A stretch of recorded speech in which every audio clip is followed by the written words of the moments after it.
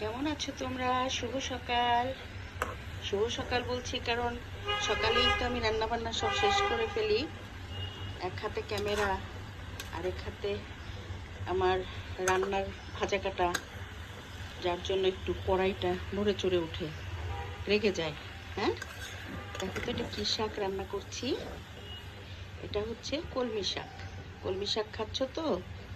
বর্ষাকালে প্রচুর কলমি শাক পাওয়া যায়। খুবই মজার একটা শাক। এটা মাছ দিয়েও রান্না করি, এভাবে শুকনো ভাজি করি। হ্যাঁ, যেভাবেই খাবে। এটা খুবই স্বাস্থ্যসম্মত একটা খাবার। কলমি শাক খেলে ক্যান্সার নাকি দূরে থাকে। হ্যাঁ, তারপরে নানা রকম ভিটামিনে ভরপুর। বর্ষাকালে কলমি শাকটা একটু বেশি পাওয়া যায়। বেশি বেশি করে কলমি শাক খাবে। আমি এটাকে সেদ্ধ করে পরে বাঘার দিয়েছি, বুঝেছো?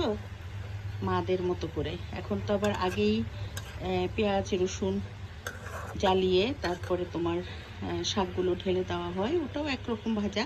কিন্তু আমি আগে সেদ্ধ করে পেঁয়াজ কাঁচামরিচ এগুলো লবণ এগুলো দিয়ে শাকটা সেদ্ধ করে তারপরে তোমার রসুন পেঁয়াজ আর শুকনো মরিচ দিয়ে বাঘার দিয়েছি।